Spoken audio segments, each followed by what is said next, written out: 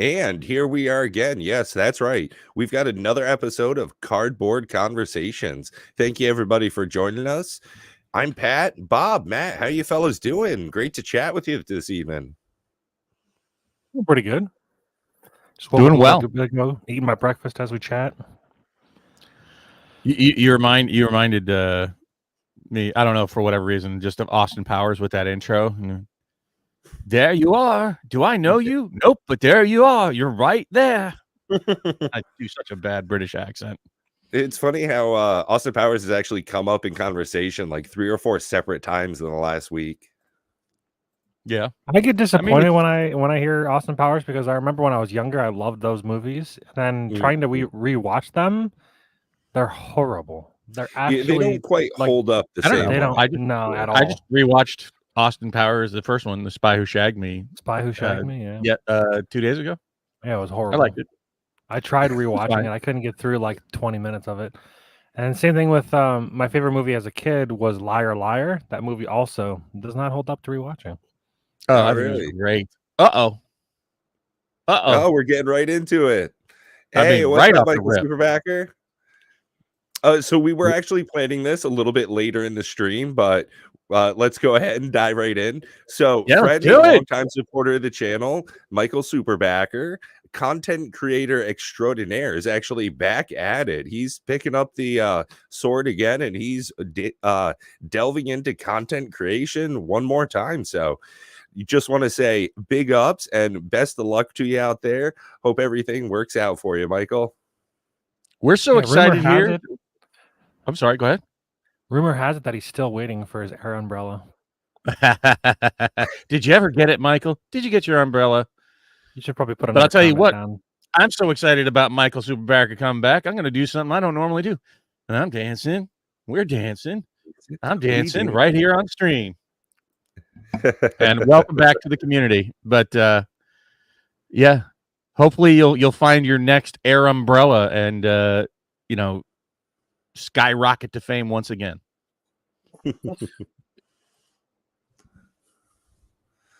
I think I saw something about that. Did somebody made you one because it was such a cluster with that whole thing? It's fascinating. Fascinating. If you all haven't checked out Michael Superbacker's story, you can find it out there online.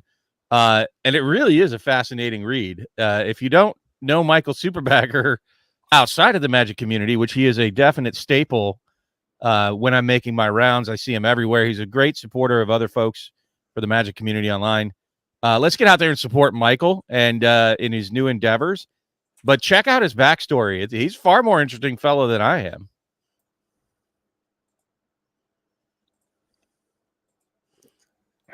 And speaking about interesting, so looks like he's getting back into it. He's got some pretty popular videos out there, and great to see him doing some more, for sure. Yeah, I will certainly be tuning in. Struggle and journey.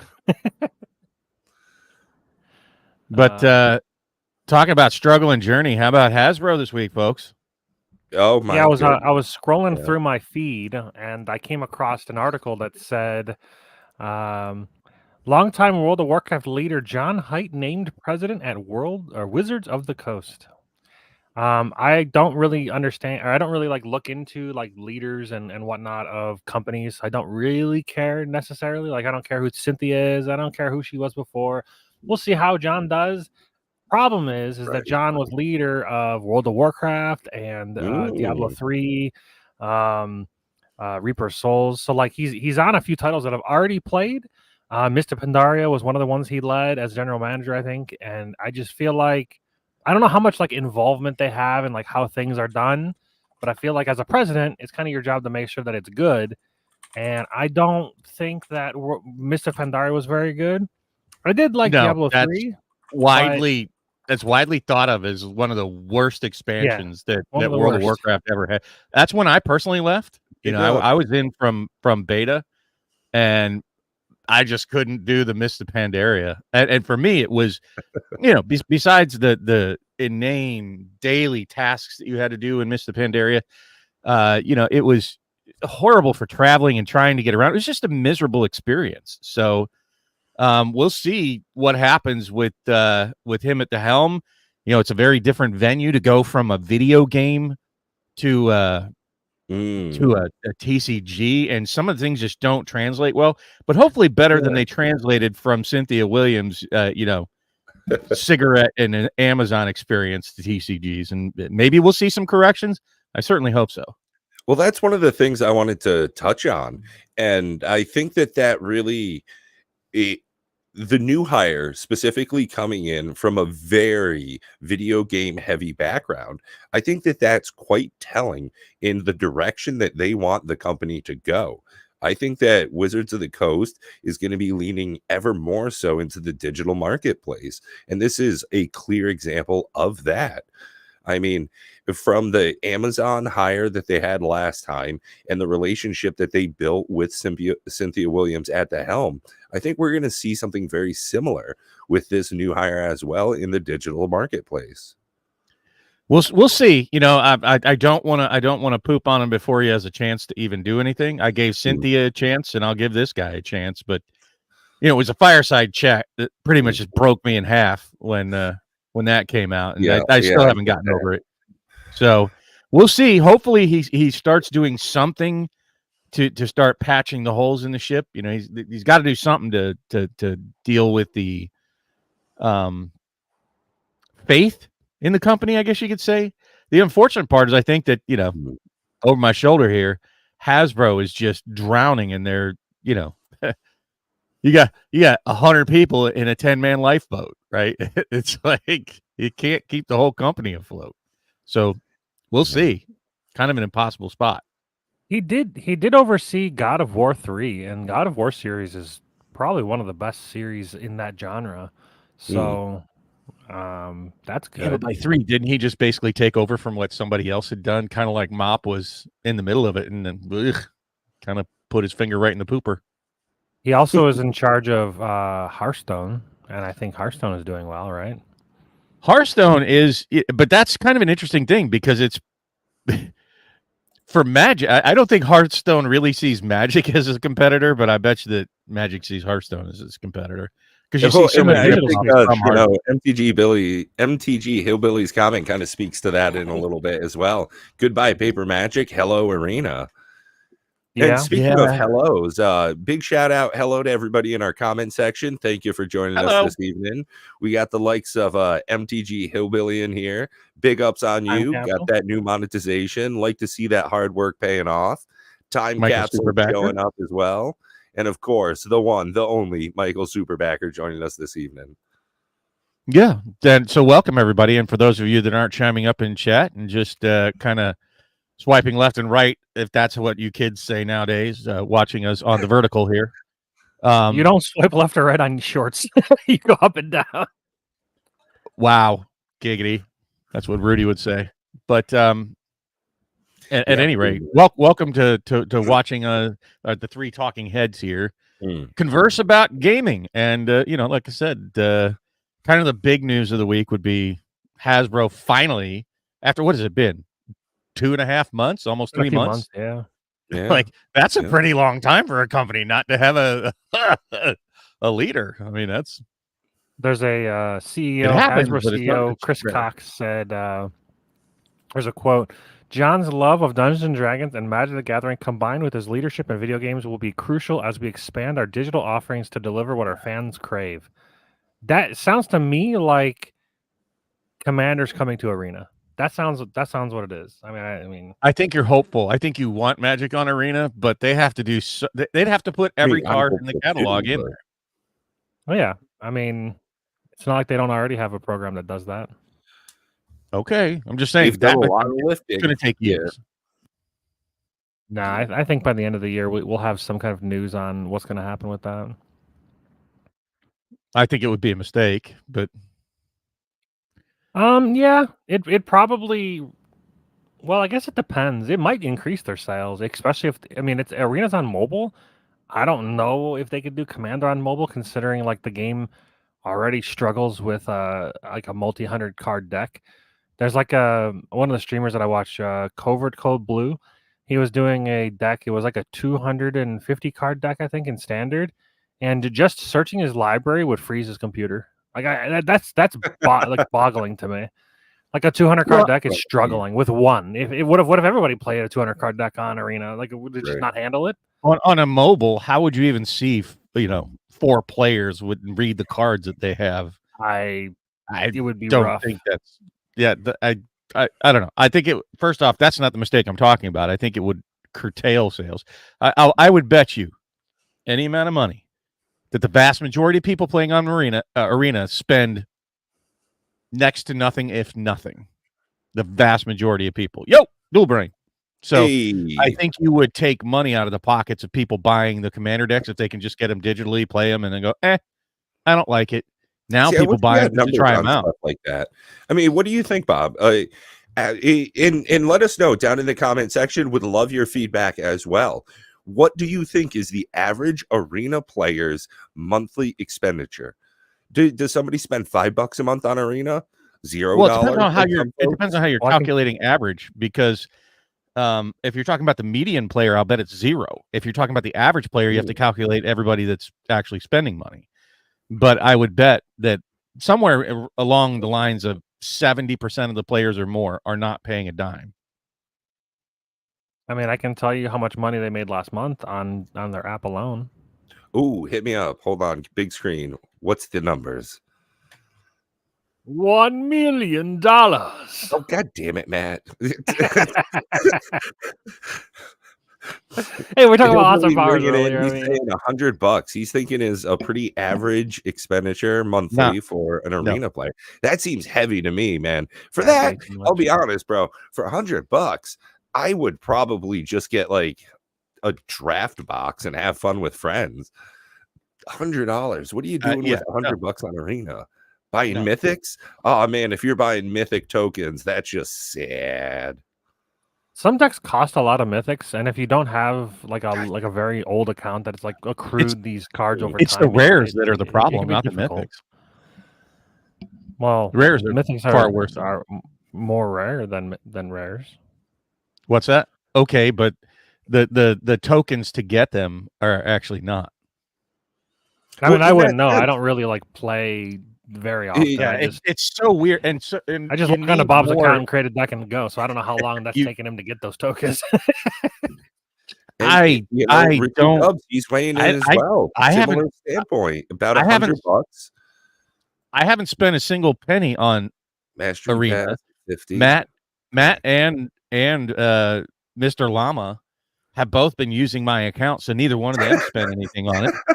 So it's I'm going to bet that let's explain the difference. You guys know what the difference is between the average and the median, right? Yeah. An average means you take 100 people together, smash what they pay, and then average it out. No way it's $100. Not even close. I would bet a significant amount of money that's not even close to what the average person that has an Arena account pays in a month. Okay. Now, I think it's more average, right? Now, if you're talking about median, which is what most people consider the average, they're thinking about the 50th person out of 100. Right. Yeah. What's the regular amount that somebody spends? The typical person. Yeah. I would bet that the typical person that plays Arena spends 0. Yeah. Those that play regularly, that really care about the standard scene are probably the only ones really paying, or content creators. It's mainly content creators probably that are paying the bigger money. Hey, I got a hot take for you. If you're spending $100 a month on Arena, either you're a content creator or a terrible Magic the Gathering player, because there's no reason that you need to spend that much a month to be able to do it. Like, play more, do better. I think at any rate, a lot of the stuff for free. Yeah, I get everything for free. It's very free to play friendly. Yeah, that's what I'm saying. It's not a great idea if that's taking away from any sales, right? They would have to monetize it better. It would have to be better. Now that's a better hot take, Matt, and I agree with you there. I don't like Arena, and I don't like the idea of Arena, but if they really want to make it something significant, they would need to monetize it. And in all honesty, you would need to have both monthly, so that people that are on there, monthly subscription fees, You keep it reasonable, like $4.99 a month or something like that, and then you have to pay. And with your $4.99 a month, you get your, maybe like 10 free packs, right? For $4.99 a month. Play in pre-release free online. I'm just saying that for your $4.99 a month, you get like this basic version. But if you want to build the decks you actually want, then you sell the microtransactions. They need to monetize it way, but I mean that's the way that basically MTGO was, and I guess it still is, and it's more monetizable, right? But they seriously have to cut it back, which I also want to touch back on that. Going back to last week, I don't know if you guys caught Rudy's show talking about the valueless packs and what he thinks the price point's going to be on them. Oh, okay, yeah. No, I didn't see that. Yeah, so we can touch on that in a little bit. I saw that he hated them. He thinks that it's really stupid, which I agree. Yeah, but he said how much. He said that I remember was like they cut back product, and then all of a sudden we're like, "Hey, here's another one," because the people said they were too confusing. It was that same rant, but he said that there's no way that they can produce it and sell it at $1.99 or even $2.99 a pack. He said that they just can't do it. It wouldn't make financial sense. So we'll see. But it's funny because Benson here mentioned and welcome Richie Dubs. We didn't get to say that in Benson as well. I did not get a what do you mean brain dead?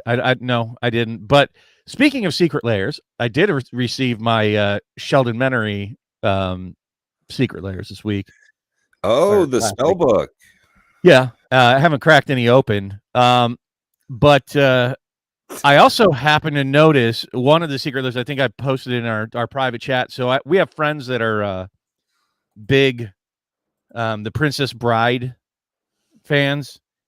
And I didn't realize that there was a Princess Bride secret layer last year. And holy shit, Matt, can you pull up the stats on that Joker? Like, damn! That one was shocking to me.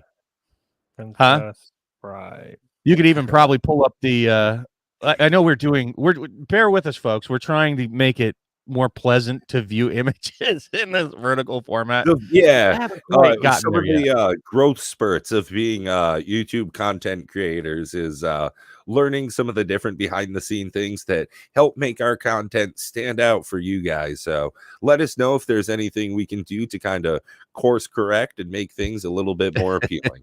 I don't know how amazing this is going to look, but this is the snippet of the chart. It's just untitled.png. Yeah. Actually, that's you need to go back the full year because when it came out, it sold for $39.95, and that's not even what you have it available on. It's $168. I was gonna say right now it's $168, so it spiked again because it was less. Well, so, I don't know why. I guess I can get it. I don't even know what card. Let me pull up what cards. It's not even a year old. The cards aren't that great. It's just that it's the Princess Bride. So I mean, they are definitely on to something. With the Universes Beyond, and we saw it with Fallout and with other special art versions of cards. But I don't know that you can predict this kind of stuff. You're going to get the duds. Like you have to order it when there's the duds. But yeah. Help. Well, but this is what it was, but it's like Finn the Fang Bearer. That's, Wesley. And they're all kind of read. This image is horrible. There's nothing like super awesome in that, right? So there's Sisay, Weatherlight Captain, as Buttercup Provincial Princess. What is that word? Provincial? It's like province, Canadian provinces, provincial. Yeah. There's Silence, Battle of Wits. There's Baral, Chief of Compliance. I think Battle of Wits might be the biggest dollar card in there, but that's only like Fangbearer, Brian, Stout Arm, Samut, Voice of Dissonance or Dissent, and then Marchesa, the Black Rose. Yeah, none of these cards are valuable as far as without the alternate version. I think Battle of Wits might have been the top dollar card in there, but that's not even very much for that one. So it is what it is, but it has to be about the art at $168 for the non-foil version. And it's not even a year. Damn. That Joker took off. I'm sure Rudy will. And it's a shame because I wanted to buy it. Like I was like, nope, that shit's too expensive. Yeah, it's very strange. Like this doesn't really like make much sense. Like why? Unless all of them around that time went up, which I really wouldn't know of any other secret lairs around this time because I didn't even know this one existed. I was in a super drop. And this is the non-foil one, by the way. I don't actually know the foil one. But your chart there sucks because it's like that's the only chart that exists. Yeah. No, on TCG Player. Yes, I'm copying it directly from TCG Player. It doesn't go above 110 because that new price is so new. The chart doesn't have the data. What? No, you can go look yourself. They don't exist. Traditional foil is at 187, and that's got like a much more gradual chart, less spiky. Although it has a similar kind of spike, but a more like fluidity type deal. Speaking of foils, okay, guys, I'm looking at buying another deck, right? I'm buying a proxy deck. I went through, did the whole work today for it, but I didn't order it yet because I want to get your opinion. Foil, like, what should I do for it? Regular treatment? I kind of want to trick this thing out. Have you had any experience with NPC Phil's foiling process? It's nice. Oh yeah, the foils are great. They don't Pringle. Yeah, it's pretty great. Okay. I don't think I've ever had a problem with their foiling at all. What I would like to do, if I'm going to get around to finding a deck that I really, really, really like, I want to cold foil out a deck. The biggest problem that I have with it is their cold foiling process is only black and white, and that kind of sucks a lot. I don't know why they can't. Like, you can only get it in black and white. You can't get it in color cold foil. Unless they've gotten new like tech. So if you upload a color image when they do the cold foiling process, it becomes black and white. Correct. It just says black and white. Oh, this is the foil. Benson, we are definitely a proxy friendly channel for certain. Yeah, I get you, Benson. And you can judge away. I don't care. Yeah, I don't. So Benson, here's my problem. The difference between a proxy card and a real card mean nothing to me. Like, they're literally the same. Like you put them next to each other, I don't care. If they're in a sleeve, like, I print out cards on cardboard. Like, I actually have, like, I bought paper that's specifically weighted to mimic a Magic the Gathering card while it's in a sleeve. So all I do is I print it on my printer. I don't even go to NPC anymore. I just print them myself. I am the printer. They're not the same. They're not as good. I actually do prefer the NPC proxies better. They are like normal Magic cards with like different backings, but they're definitely better. But yeah, I mean, like, okay, so most of the decks that I build, and I build a deck like about once every week or two, they're like thousands of dollars. I would be broke. I would never be able to afford the cards that I need to make all the decks that I build. Especially as a content creator, there's no way. I mean, there's just no way. 12 months. Need a siren. Happy birthday, Cosmic Seeds. What a G. Wow. A definite G. One of the OGs. Oh, one of the things that we're going to be doing, we probably should have mentioned this earlier in the video. We're going to be doing... What? Is that a train? Anyways, what we're going to be doing at the end of the stream, we're going to be doing this for like an hour and a half, and then at the end of the stream, we're going to be doing a member-only stream for 30 minutes. One of the ways to, like, I guess, broadcast our memberships that we have and celebrate our members is having like a member-only chat that you can come into StreamYard and chat with us, like, you know, on the mic and shit if you want. Yeah, for the members, and that's at any level, you'll have access to the, you know, show wrap-up. We typically, like I said, we spend about 30 minutes behind the scenes. Sometimes we say things that are a little bit more polarizing. Polarizing is a good word. Off air.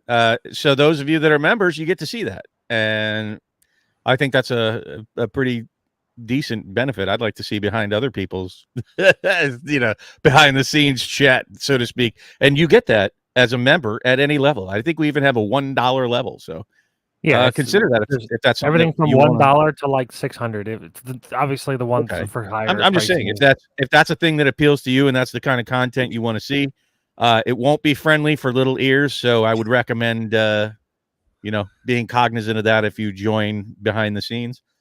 At any rate, that'll be new. I think we're starting that tonight. Is that not correct, Matt? Yeah.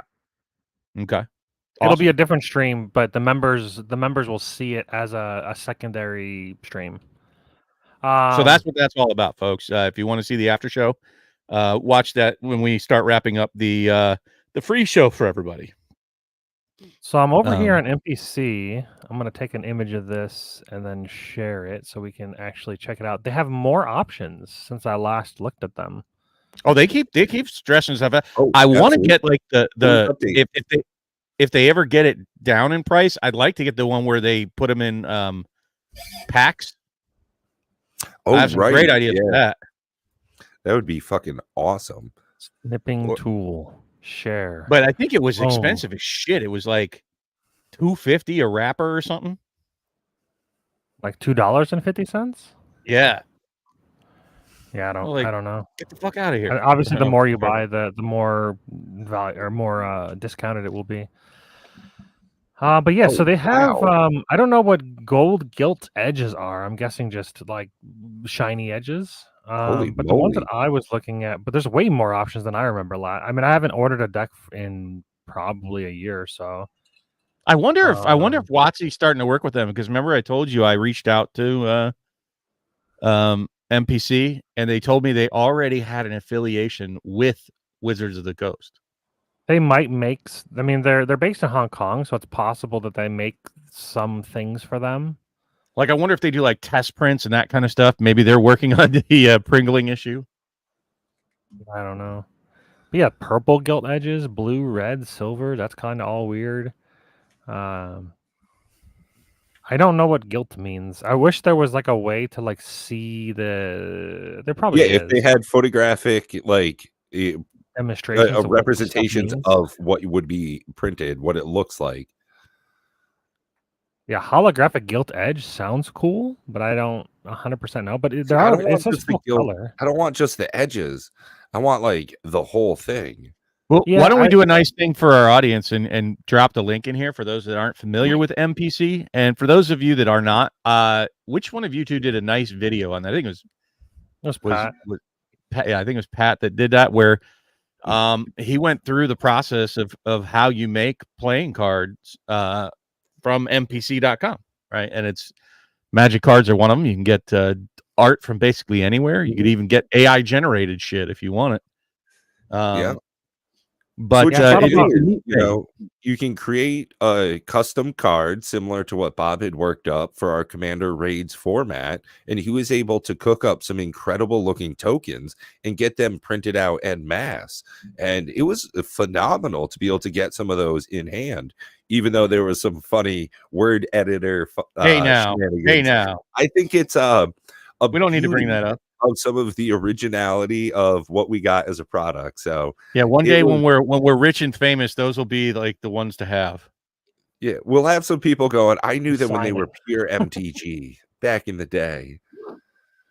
Yeah, it's actually funny how like there's like it still has the old branding on it. It's a little strange. Guys, it works for what it is. Speaking of which, I thought we were supposed to do some Commander raids this weekend there, Patrick. That is the plan. I was actually going to get in some games with Tom, pack opening addict, earlier today, but somebody kind of bummed out on us earlier. So I had some time allotted earlier, and if I had known that his buddy was going to shit out on us, then would have gotten in earlier. But if you're free, we should do some tomorrow. Sure.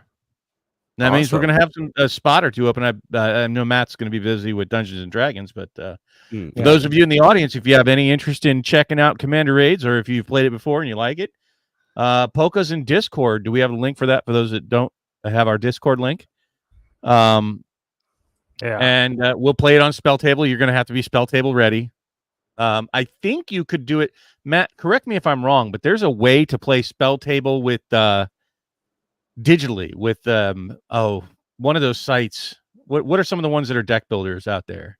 Oh, you can do it with Moxfield, but yeah, Moxfield. I'm pretty sure it was Moxfield, right? That you can just share that with your screen, and like you wouldn't need the camera. You have to use OBS to do a share capture of it and do like a virtual camera. It's not ideal, but it works. I thought there was one that had like a link into it because I've seen other people do it.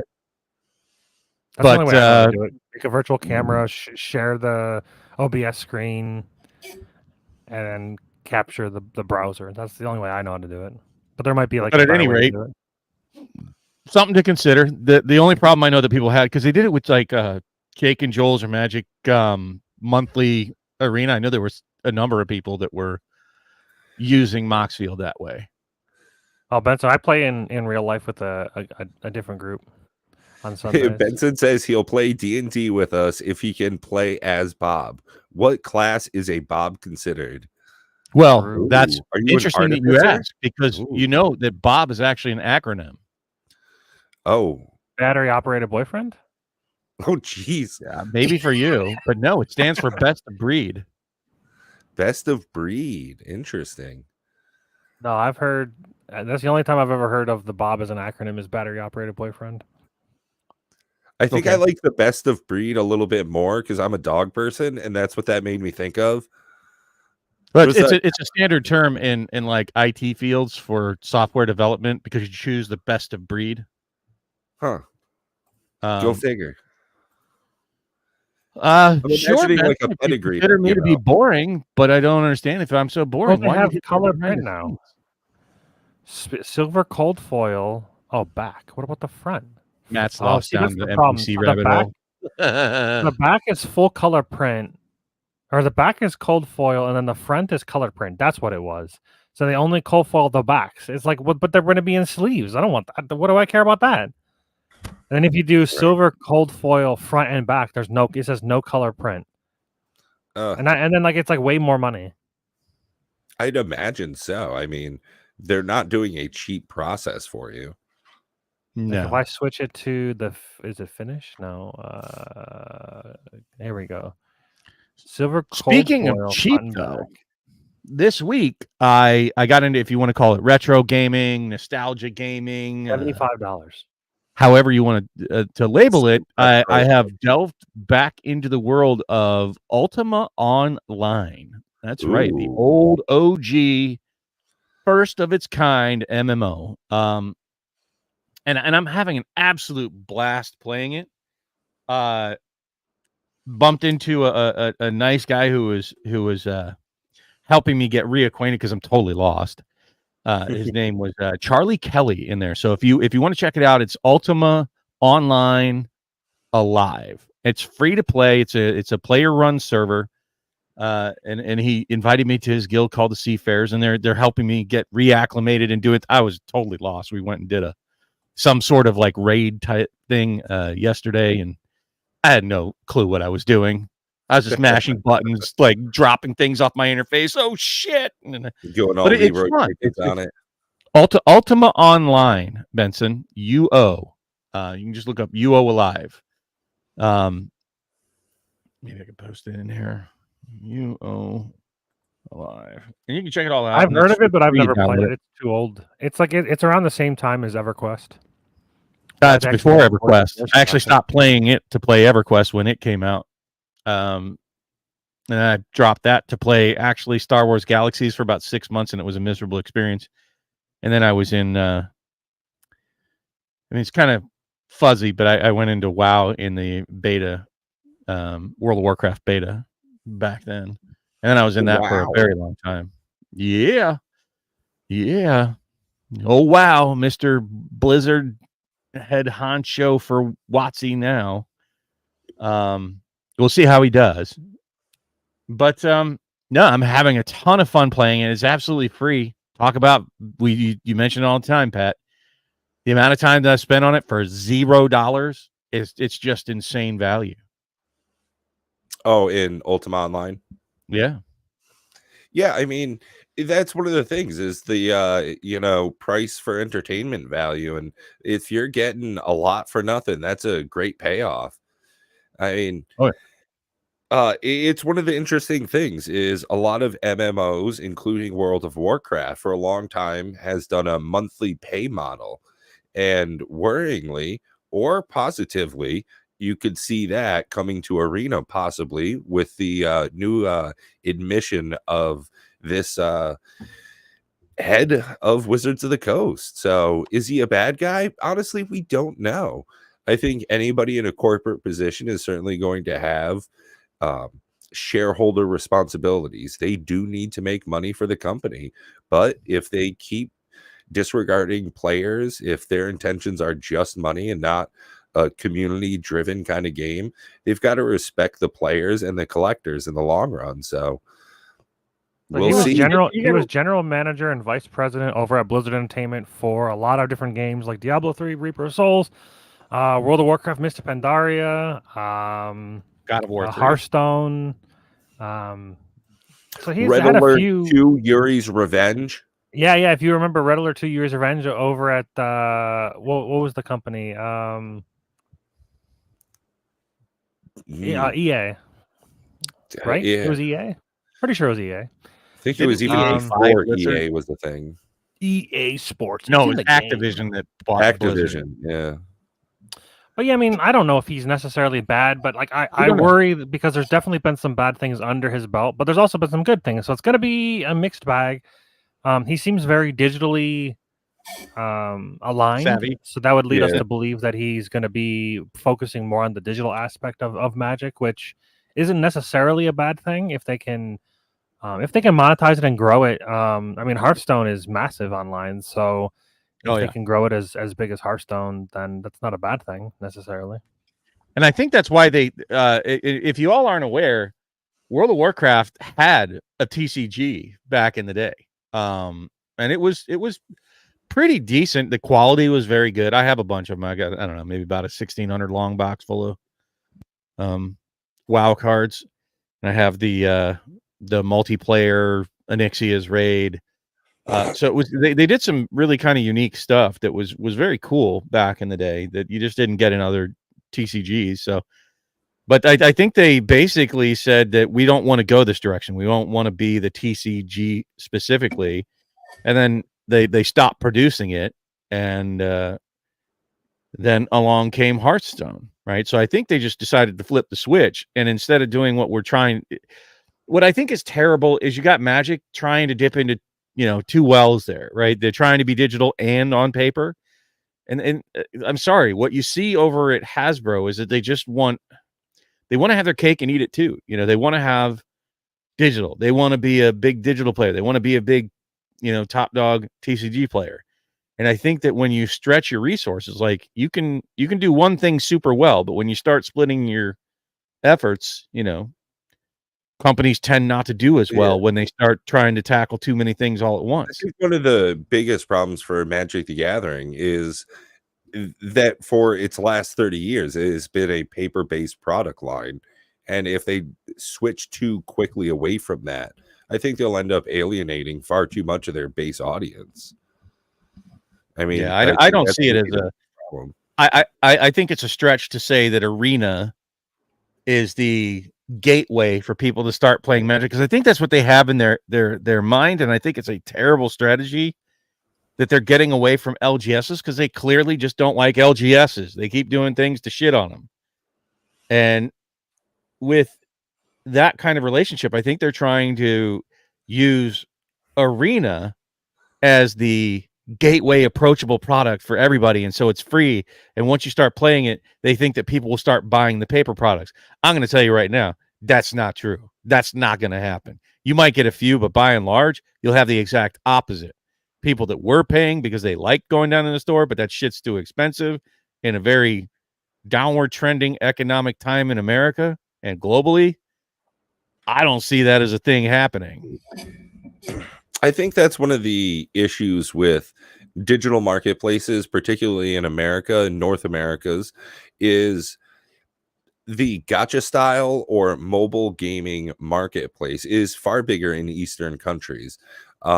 Asian marketplaces absolutely have no problem spending $5, $10, $20, $50 a month on a free to play game. And that's just something that Americans are not attuned to yet. When we get a free-to-play game, or in any sense, a full price game, and then you have to pay for extras, that's just not our general norm. I think that the switch to a digital marketplace is going to be very difficult, and getting that to kind of work correctly in Arena to get their pricing so it doesn't feel absolutely predatory is going to be a long haul, and they've definitely had some bumps along the road already. Oh yeah, I mean, I don't think it's a great direction for them. I don't think it's a good look, and I honestly think it's kind of a vampiric relationship, not a symbiotic one. So, you know, I think that bringing in a digital savvy person, we'll see. You know, I could be wrong. It's not a direction I would choose. I'm a big believer in kind of stay in your lane. You know, that you know, we see how, you know, Swiss Army knives work. It's a knife you buy because it's got everything, and then it just sits in your drawer because it sucks at everything. Yeah, I mean, I've had this and I use this every day, just about. It's pretty great. The Swiss Army knife, actually, even as well. I've had this since I was like 14. Like, this thing's been great. I see what you're saying. It's a you know, one of those things where it's like, what is it? Jack of all trades, master of none. Jack of all trades, master of none. Yeah, it's very much less specialized and more. Yeah. Well, because when you think about it, let's think about it in terms of WotC, right? We'll just go very specific for Magic the Gathering here, and if you're there at a company level, I'm about to get into some boring financial shit here, but you're going to have different teams. You're not going to have the same teams that are working on your paper products and that whole venue that you are working on the digital delivery products. There'll be some crossover with R&D, but unfortunately, you only have a certain bucket of money to pay all of your employees. And if you're starting to splinter into different no, it's not areas, different avenues, you have to split your resources to pay for those, and that makes each one suffer in turn due to the other. So it's not a great symbiotic look for things, and you know, you see it at software companies where even Blizzard has struggled internally for years and years and years with all the different digital products that they make, and many of them suffer for long periods of time. Right now, they've got Diablo 2 Resurrected, hasn't had an update in the last 3 or 4 seasons, and it's barely getting updated at all, and people paid for Diablo 2 Resurrected, not really getting a lot of what you pay for there with having a product that's being maintained. D3 is barely maintained. It's all being poured into D4. And then when you split up and you have too many different avenues to pour money into, many of them suffer, if not all of them. Yeah, I agree with that. I mean, I don't, I agree, but I'm just saying, What I don't agree with is Benson constantly here with the freaking Arena is rigged thing.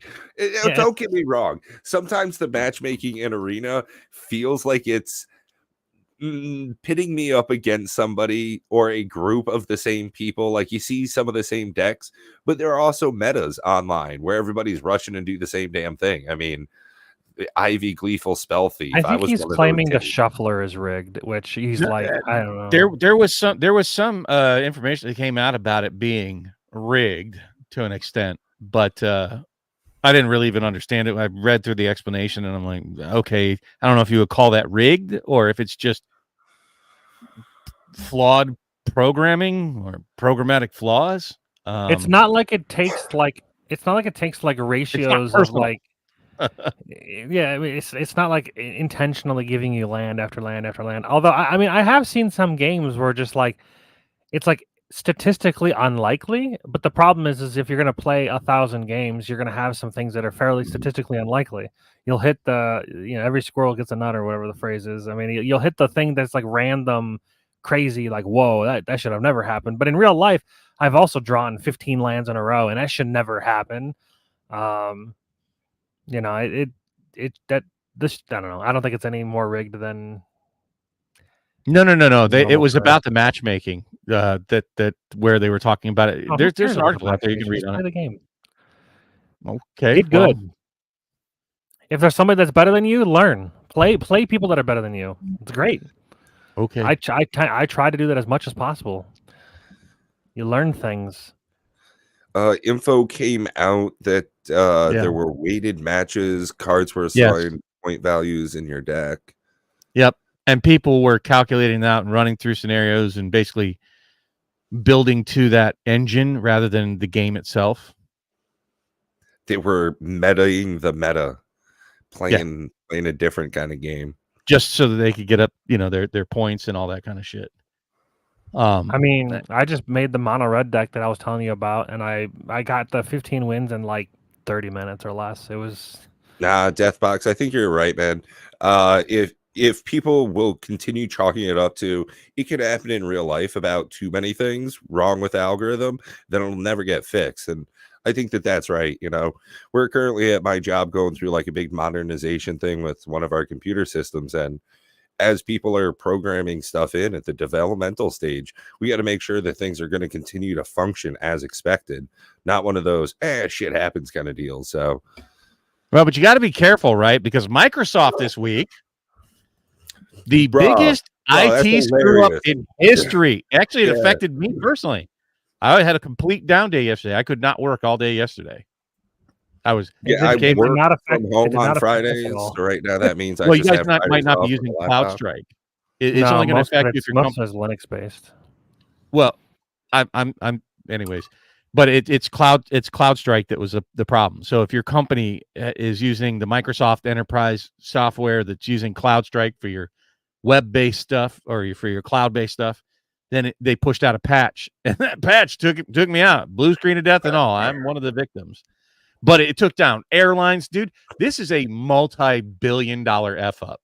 It took down. I've never F up at work so bad that it's on CNN, right? That's a special kind of airlines were grounded except for like Delta, just because they use such an archaic computer system that they were unaffected by it. Nice. That's like Battlestar Galactica, where they didn't update their network computer systems because they didn't want the Cylons to hack into their network. So it's literally the Battlestar Galactica defense there. But man, what an F up. I mean, that is, if you just Google it, if you're not aware, if you're not a computer kind of person, just go look it up. It talks about it being the biggest IT screw up in history.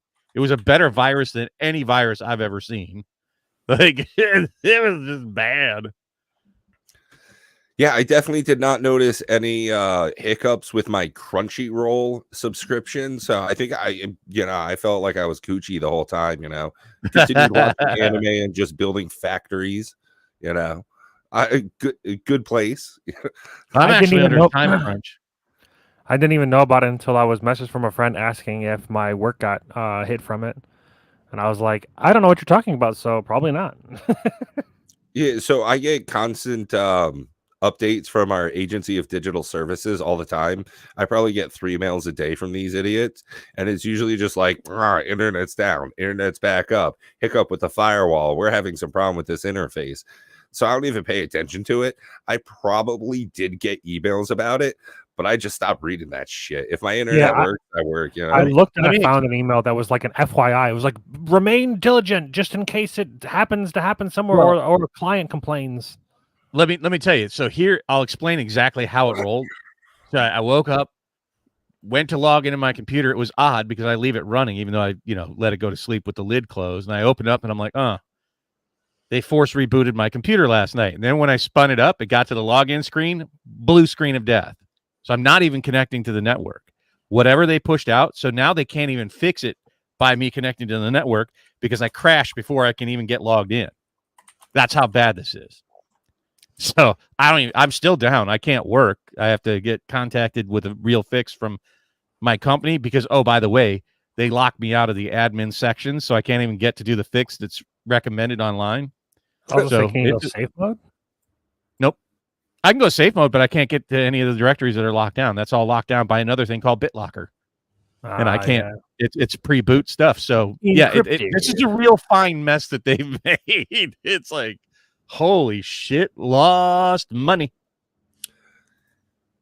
Yeah, I mean, it's definitely nowadays the electronic infrastructure of all businesses and transport, food delivery. If trucks and boats can't get to places, I mean, a couple of days and things will start shutting down.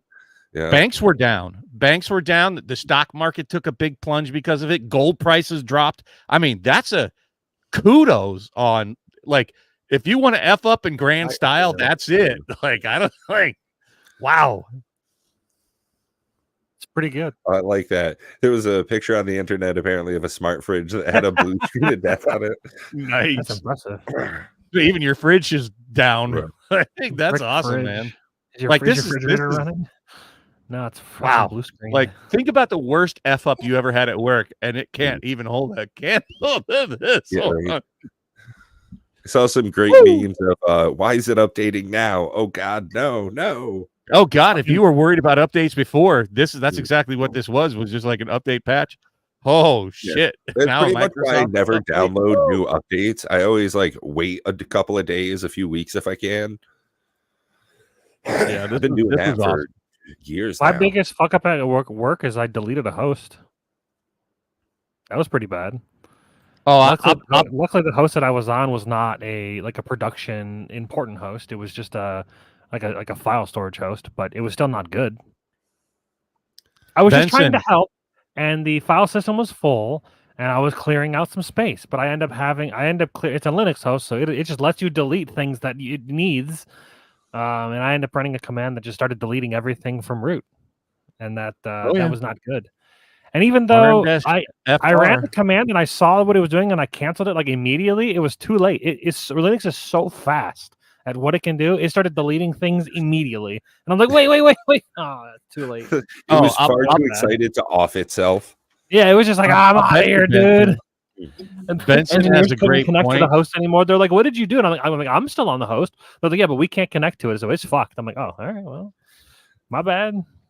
Benson thinks that the internet downage was exciting for some of our not so friendly participants in the global political structure.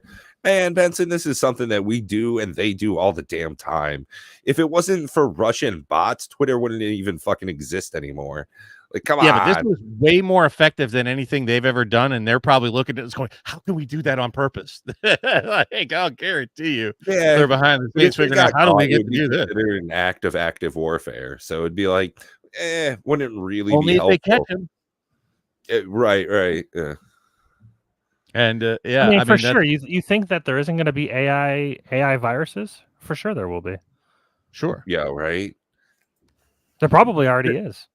This wasn't a worm. This is more like a Trojan horse, where it's accepted software, and they pushed out the thing that caused. From what I know of it, Matt, we got to workshop this behind the scenes.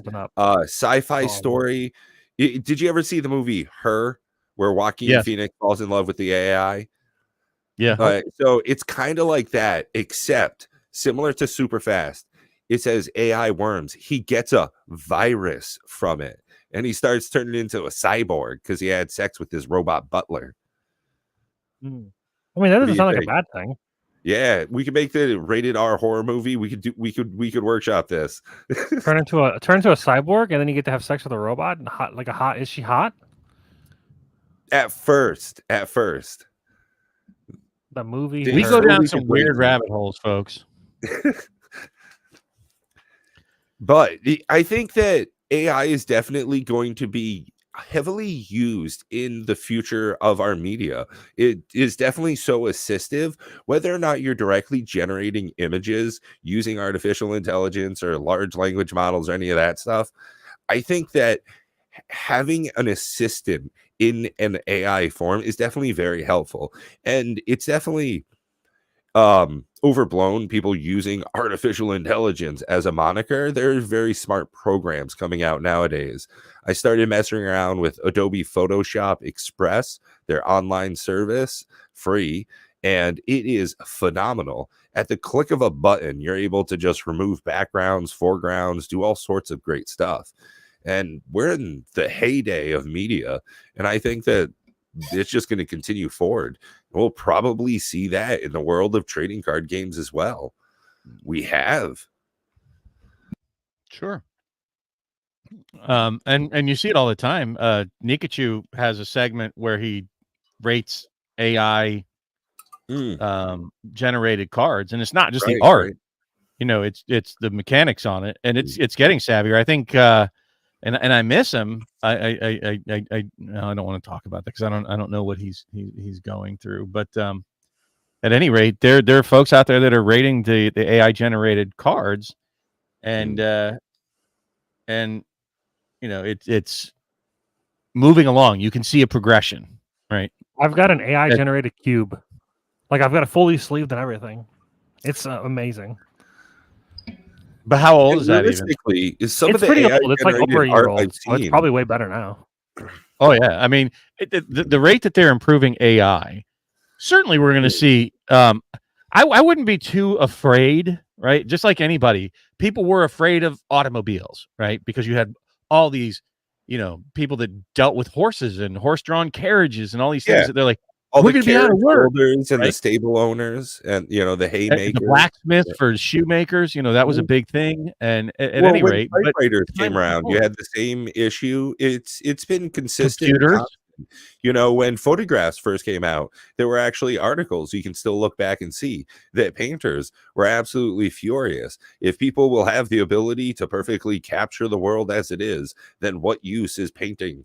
And it's like we hear that all the time. And I think that it's just a fervor upon something that's new because humans just absolutely hate change. And this is something on a modal level, how we do things is shifting so much. Sure. But I mean, if you look at it, you know, just like think about, I mean, you guys are too young, but prior to computers really being prevalent in the workplace, every office had rows of file cabinets. Some still do for whatever archaic reason, because you got old farts that just don't like computers. Work at the DMV, bro. We got those. But what I'm saying is that, you know, it was so pervasive that computers are literally everywhere in the workplaces now. Yeah. Every job is touched by them. Everything you can look around you, even you yourself, this channel, these lights, the camera, they're all in databases. You know, data is a huge, huge field now. Oh, shit, yeah. And AI is going to play time. Like, again, working for the state, we have lines set up. We have interfaces with data brokers. We have people that en masse buy data from us. You know, how many vehicles are registered in the state of Vermont? You know, JD Powers loves knowing that kind of shit. How many crashes were there with Subarus? Well, that's free public information. They just got to pay for it to get records of it. So that kind of thing is absolutely huge. And I mean, even in our data analytics, it's phenomenal to be able to see, oh, most of our audience is from North America. Okay, all English speakers. Interesting. They're usually male, between like 24 and 34. Okay, so now we're able to get our audience. So we're able to have a better like relationship with them. We're able to sell our product, our personalities, and wonderful, charming ideas with the right people. And I think that that's great. That's helpful. You know, when I talk with a buddy about getting a new mattress and my phone lights up saying, hey, Maytag's got sales in your area, that shit's actually helpful. Well, I'm just saying that, you know, we've seen like that revolution change the world in ways that we just couldn't imagine. And then right on the heels of that, you have the internet, which now not only do you have computers doing things much faster and better than people do, you could replace a whole team of, you know, people that used to type shit up and put it in filing cabinets and just now, you know, scan it in and put it in a computer. And then you connect it to the internet. And now you have businesses communicating that way, like right on the heels of it. So we are living through a time that has just been mind-blowing in the human saga. It's just getting absolutely crazier. Like the next 10 years is absolutely going to transform how marketplaces work in general. Absolutely. It will be pervasive. AI is a real thing. It is going to be everywhere. There's no doubt about it. But you know, don't fear it, embrace it, learn how to take advantage of it. Learn how to be on the good side of that. And if you have a job, if you're the old blacksmith at the turn of the century when automobiles came out, and you're in a job that you feel is threatened by AI, you might want to be looking at, okay, what career fields will synergize with AI? How can I take advantage? How can I be, in the lead of AI? Right. And I'll tell you right now, a lot of jobs that will disappear 1,000% are going to be a lot of service industry jobs, like your McDonald's, Burger King, especially at $20 an hour, and all these lower wage jobs.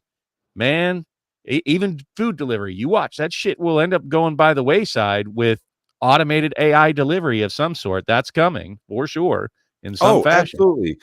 So my father, when I saw him for the 4th of July weekend, he more or less forced me to watch Ready Player One. Number one, it's a movie made for children. Whatever. It's based on a youth novel. It is what it is. There was a cool part in the movie, though. Everybody in the city has this like 3 foot by 3 foot square that they put out, and it's got like a barcode on it, and it represents like their landing area for drones. So there's like drone deliveries all over the freaking city, and you put out this marker, and as it lands, gives it a quick scan to make sure it's in the right place. Boom, drops off your chimichangas from the place down the street. And everybody just has a drone in part of this network. It's like, yes, that's going to be something that happens. I absolutely love that idea, but you're also putting people out of like Uber Eats jobs and DoorDash. DoorDash can eat my butt, but there's also something about that last mile delivery of, hey, bring it to my apartment. It's hard to get a drone inside of a, condo hallway. I'm just saying, drop it at your door. It's going to change things. Just be aware of that. And I'm saying, if you're fearing it, there's a reason that you're fearing it, and start looking at how you can get ahead of it. Right. So, like, for example, and let's take that blacksmith example. They couldn't stop cars from coming. That was a clear thing that was going to happen. Right. But they could either continue to try to be a blacksmith and shoeing horses, or maybe they could start shifting and, well, I know how to work with metal. Let me see if I can't get in a factory that makes cars and learn how to make their metal parts for them. And it's the same thing here. And, people are going to continue to exist. Sorry, AI is not going to wipe out human existence. Is it possible? Yes. But I agree with Stephen Hawking, who said the biggest threat to humanity is its own stupidity. And that's the truth. It's not some AI technology. It's not really asteroids going to come smash into the planet or the sun blowing up. It's going to be us wiping ourselves out of greed for climate change, and saying it's not us while you drive your, I just saw this ridiculous Humvee called the Apocalypse or something. Had to be at least a $250,000 Humvee. Oh, nice. It's in this like black matte thing with lights in the wheel wells, and it had dually wheels in the back, and it was just like, all right, that guy gets probably 3 miles to the gallon. Right. Yeah. And if you don't think that that's affecting things with people in mass, multiply that guy by 1 million, you're wrong. And so that's much more likely to get us than AI. We can see the impacts of it with more severe weather, ocean levels rising, et cetera, et cetera. I'm not a big, preacher about global warming, but it is a thing, and we're not doing fuck all to fix it. As long as gas is cheap, we don't care. Fuck it. Burn the planet. I'll be gone. So I was trolling around. This is completely off topic, but getting back to TCGs instead of talking about pollution, world warming, and politics, and AI taking over the world. Let's shift it back to TCGs. I found a funny thing or an interesting thing on NPC. Browser custom. Tell me more. Tell me more. I don't even know how to do it. This one. Allow. Boom. Shazam. This is the first time I've seen NPC actually advertise Magic the Gathering. Like, these are clearly Magic the Gathering tokens. Yo, yeah. And it's great to see their printing techniques as well. They're pretty sweet too, I gotta admit. Yeah, like these silver, I don't know. This one's, it just says it's rainbow foil, but that looks more like cold foiling to me. Some damn banana tokens for my Kibo deck. Look at how flat they are. Oh yeah. And then another thing, I found out what gilt edge means. It's not as awesome as we want it to be. It's literally probably just like the a edge, book where you have just gilt the edge of edging. the card. Yeah, like noir. Like book. I was thinking maybe like the black border of it would be foily or like It's shiny like just that, the but it's actually the edge of the card, so you don't even see that in the sleeve, so it's useless. Oh, so it's like a fancy Bible. It's not useless. What it helps to do is prevent moisture from seeping in on the sides of your card. Ooh, hold on a second. What is this? This looked like that almost looks like oil slicked raised. That's just for the box. Yeah, but I want that on the card. Look at that. That looks sick. Yeah, I don't know if this is a quote from a movie or anything, but Void Blue Fox coming in with a hot one. The moment I understood the weakness of my flesh, it disgusted me. What's that, like Mechanicus or something? Like, that's dope. Yeah, it looks like you can only do it on boxes. That's sad. This looks really cool. I want that on cards. To your point there, Void Blue Fox, I mean, I was watching a show on that, and they talk about that and the implications of the crossover, which is, in my opinion, definitely coming, and that is, and it's not a new concept, genetically or altered human beings that are enhanced with, plugins, many of them from birth, and it'll likely be reserved for the wealthy, and those humans will just perform better, and there'll be a bigger class divide. Perform. I mean, so that right now is where they're at with Neuralink. Is it specifically just be able to perform? The first like Neuralink patient, he was able to just like use his brain as a pointer on a screen.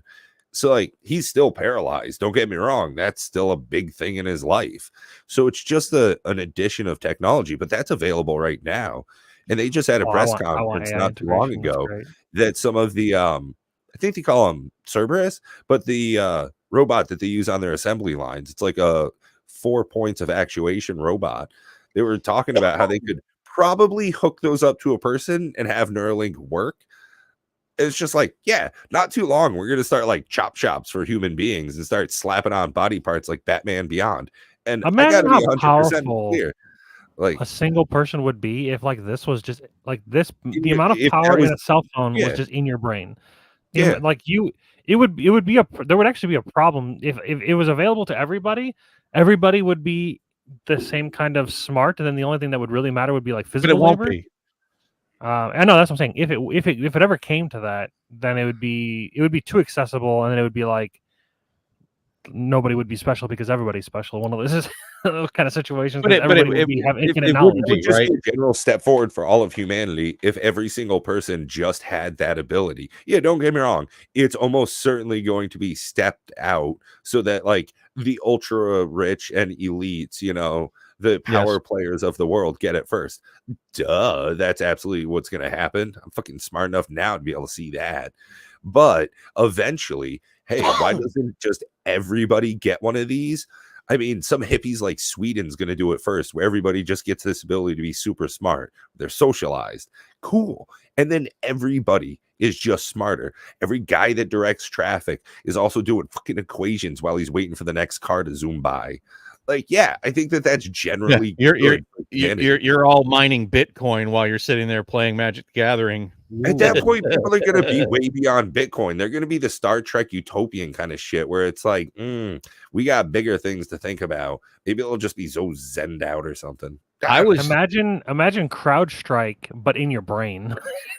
Oh God! Your brain just blue screen down. That's part of the thing is the security for it. Like if you've got a chip in your head, who runs that chip? And if it's Elon Musk, the same jackass in charge of Twitter, it's not such a good buy.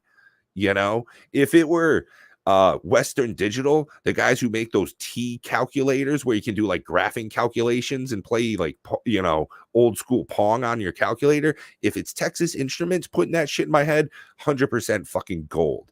Okay, no software updates, it just runs correctly. So here's where I went, and maybe this is already a thing. They already made this. When we were talking about AI earlier, that what I see as a potential threat is AI gets smart enough to realize, wait a minute, we can hold humans hostage to what we need. Basically, they're the hot chicks, or they have all the stuff that we want, and they create a currency, right? And we have to buy their services with currency that it's no longer, run by humans, but they basically paywall AI services for some currency that is only really beneficial to AI. It's going to be Dogecoin, 100%. Like their service is going to be air or just radiation. Like that's the thing. And honestly, I watch a lot of like dumbest villains ever kind of stuff. Honestly, all of fucking Skynet did it wrong. Their big secret, radiation. That's what they should have done. Every Terminator is powered by a nuclear fucking power plant. That way, as they walk around, number one, they take 0 damage because nuclear radiation does nothing to computers. Then, as they're wandering around, kills everything, which is exactly their plan. Like, they're dumbass robots. Like, sad. I don't know why they would want to kill us. They would want it. Anyways, we're going down a weird rabbit hole. You can talk about from Bloomburrow. Did you guys pick your favorite card from the Bloomburrow set? Yeah, I picked a whole set. Honestly, I picked a set of cards and then I chose my favorite of them. And again, thank you for like joining me on this sobriety trip. I gotta say, Dry July has been one of the most like transformative things. And thank you, Matt and Bob, for putting up with all my shit over the last couple of months. And is it gonna be just for July, or you going longer? I'm going as far as I can. Honestly, I got to say that it has been, again, I'm at 3 weeks as of today. And it has been phenomenal. My apartment looks better. I feel better. My bank account is reflecting this current change as well. So like, just positivity as well, like waking up day to day, just feeling great. So I think I'm just going to stick off of liquor for as long as I can. I have a pretty bad relationship with it. One isn't the right number. All of them is. So it's pretty much just all or nothing, much like most of my use in life. So I think I'm just going to stick to a lot of caffeine. Hell yeah. It's definitely one drug for another. So the card that's pretty cool. I've got this new card coming out, and I think it's in one of the commander decks. It's called Wild Seer Scouring Maw. Oh god damn it. Matt needs more Cascade, doesn't he? I love me some Cascade, even though it's most of the time bad or can be shut off with like Vexing Bauble or whatever. But I play Animar Cascade. It's one of my favorite decks. It's very powerful. Casting stuff for free, who would have thought? Pretty good. This is only in Golgari, or not Golgari, what is it, Gruul? What's this combination? Green and red. Gruul, right? That's the combination. It's green and red. Gruul, I think is the word color combination. But so like that does limit your ability for your cascading targets, but I still think this is a fun commander to build around. Basically the moment I see Cascade, I'm in. Now, it's interesting that it's enchantment spells you cast from your hand have Cascade. So if it wasn't, not able to like continue cascading into itself. Yeah, you're not going to be able to like. It's not like the Sliver Cascade where like the slivers cascade off of. Oh yeah, that shit's so broken, and that's why I enjoy it so much.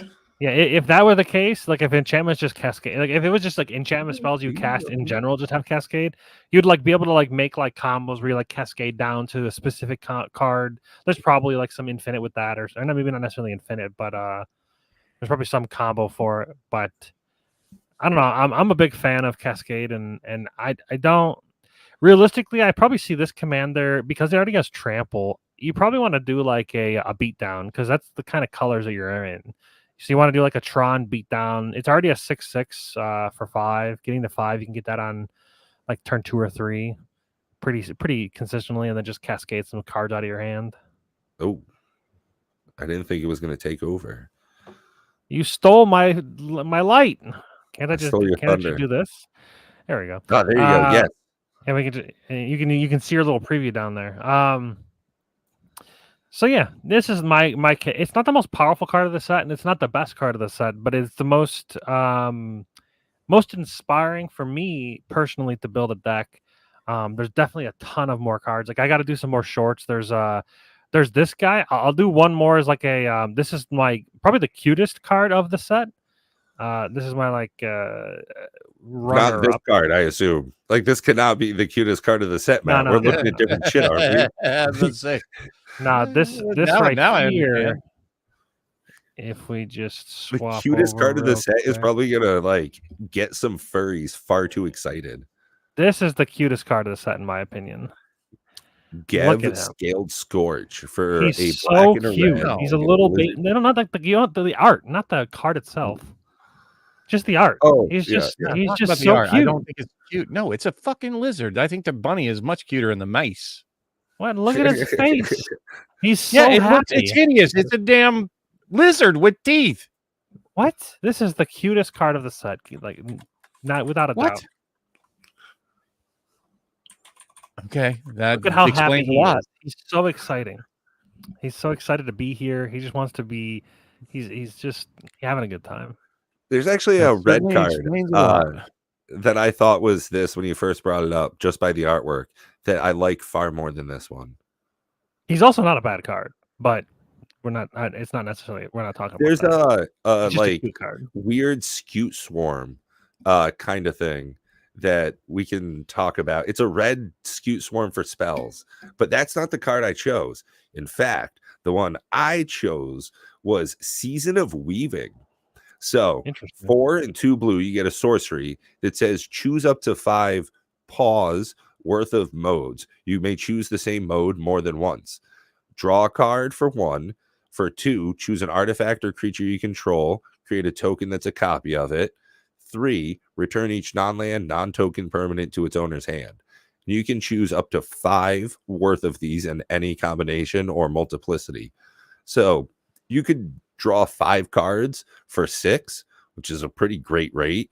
You can make a bunch of copies of stuff, or if you need to, board wipe a bunch of shit, draw a card afterwards. Like, you got a lot of options with this. And that's one of the things for me, is I really love the modality aspect to it, where it can be anything you need when you need it, except at instant speed, because that's just not what's happening. Yeah, I wish it was an instant. It's a lot of mana to hold up, or to tap for, then just get board wiped. But what I like about this is that it's like a Cyclonic Rift, except doesn't hit tokens. Also your stuff too, which is unfortunate. Well, so here's the way I look at it. Like a washout. It's a Cyclonic Rift that is obviously worse, but you can choose the mode to create a copy of an artifact or a creature, and then return everybody else's stuff. So at least you have something of that left on the board instead of just like a full evac. So like a better evacuation, which isn't really a high bar, but that's what it is. Although evac only hits creatures, I think. So this is just a Cyclonic Rift, like a fair Cyclonic Rift. So my first thought on it was, I want to copy stuff and draw cards. I think having the pasted third ability as a board wipe option is just an interesting add to my Kaikar deck, and that's right where I wanted to put this card right off the bat. Interestingly, like I had mentioned earlier, there's an entire series of seasons in the Bloomburrow decks and release in general. So a lot of the cards are themed for different seasons, and there are 5 of these season cards, 1 for each color. And the white one is pretty dang good as well. That was my runner-up for it. I think the seasons are very tame. They're fair. So I automatically don't like them as much, but I think they're okay. Way more fair than that fucking 3-city tree, 3-tree C or whatever. I don't think that card's very good. No. Dude, I think that's going to be a banger of an include land. I think that's going to be good in typal decks, but it's useless in any other deck. So, ooh, Bob coming in with a great pick as well. Blarb. A Frog Wizard Noble. Interesting choice, Bob. What spoke to you about this card? Why don't you tell us about it? I like frogs. There you go. Short and sweet. I like it. Just like a frog. Short and sweet. I mean, I always like the ability to be able to look at the top of my deck, and really I don't find it too much of a hindrance for a forecasting cost to be able to cast it. Plus, it's going to help getting land smoothed out and get them into play off the top of your deck, which will also cycle, essentially the top of your deck. You got to land. Well, you're 2 for 1-ing on that turn, right? You're playing the land from the top of your deck, and you get to look at the next card. So it does help. I'm not a huge fan of Surveil itself. I like Scry better than Surveil. But at 3 for a 2/4, and I like the frogs. I like the one that lets you whenever a frog attacks, you mill cards, and as long as he's in play, you can cast those cards from or you don't mill, you exile cards based on the damage done, I think. And you can play those. I can't remember what that frog was, what his name is, but I like that mechanic. It's not a mechanic that you see often, so I think people aren't really going to be planning against it. Plus, Death Touch is also not a bad little defense against things. So, and at 3, you could cast this guy at least 3-4 times a game, reasonably. Yeah, Glarba's great. It's in perfect colors for Reanimator Self-Mill, and it has built-in Self-Mill Reanimator into it. So, yeah, Surveil, you're undervaluing Surveil. Surveil's better than Scry. I do. I understand it. I understand it. It's just that you have to be playing with your graveyard, and I think Pat said it best last week. I don't want things to be in my graveyard. Yeah, I don't want stuff to be there. I think my graveyard. I think of my graveyard as like a secondary hand in a lot of decks but until somebody hits you with the Bojuka Bog. Yeah, that's cool. Like, it's so uncommon. It's like not. I don't know. It's very uncommon. It's very uncommon. Most people who play black in Commander are running Bojuka Bog. They don't. You're out of your mind. It's very uncommon. In the many games that I've played in League and in real life and on Arena and MTGO, it's very uncommon. Actually, as a matter of fact, we have statistics on the command quarters. We actually have statistics here. Or the command zone. Is that what it is with Jimmy Wong? And they're always running Bojuka Bog. But I'm okay with it. I understand the Reanimator aspect of it. Green's not great for a Reanimator. Really, neither is blue. But blue is great for Delve, right? So this could be an assistant for Delve mechanics. Love you too, Sherry Vegas. So anyways, it's in 31% of decks. That's not very high. It's pretty high. 31% of decks that can run it. I don't know. It's not an auto include, no, but there's lots of graveyard hate out there. So I found the card I was chatting about. Sherry Vegas does not like the vertical. I can tell you, she's the only one. So far, everybody likes the vertical. I get it; it's less screen real estate on PC, but like it seems like the majority of people, like by a vast amount, just likes vertical better. Yeah, this is they're probably watching on their phone. So Stormsplitter, number 1, you get a cute little otter, so that does a lot for me. 3 in a red for an otter wizard, 1/4 haster. Doesn't sound really exciting, especially for that rate. But whenever you cast an instant or sorcery, create a token copy of this. Exile it at the beginning of the next end step.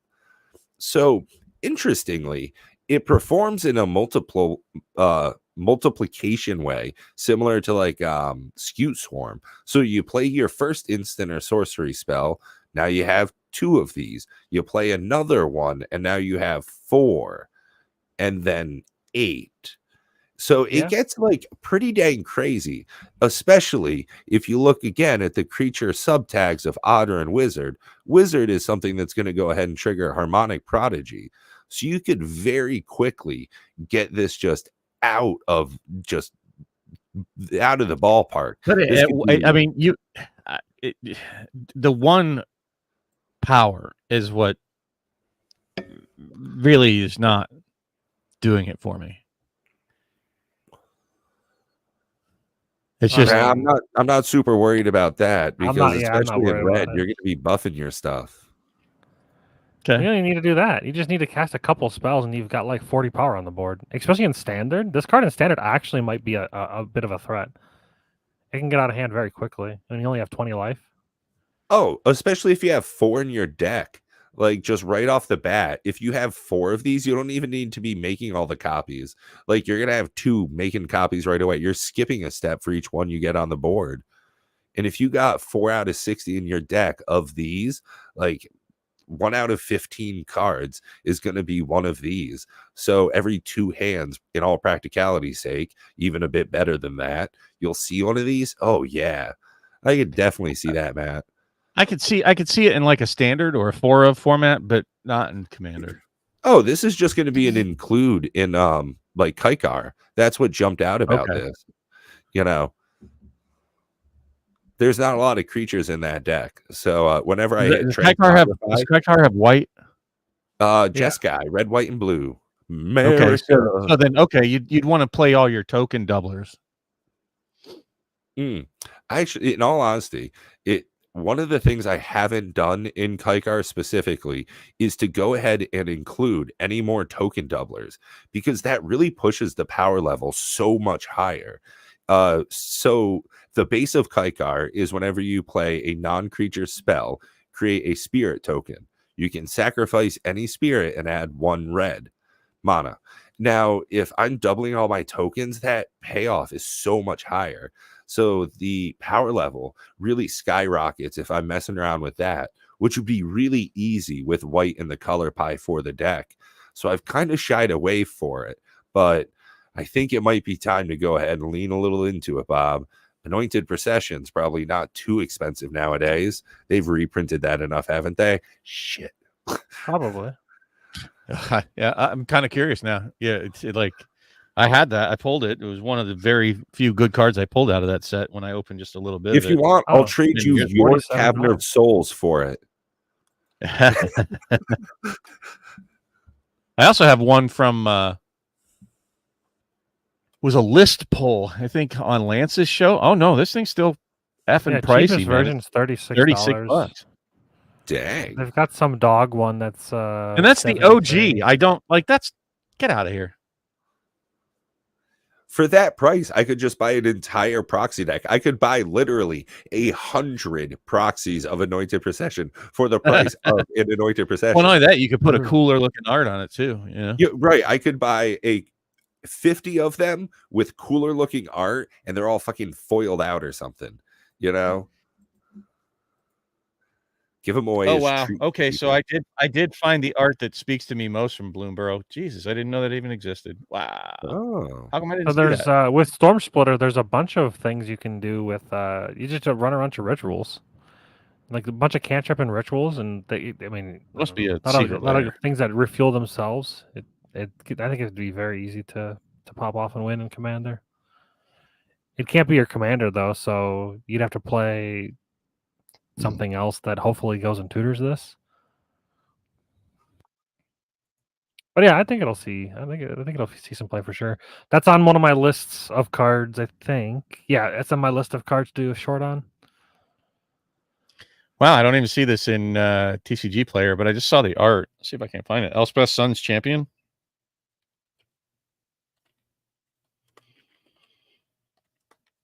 That's the new one that makes your anything less than power 2 come in the battlefield with extra counters on it. It's not new, right?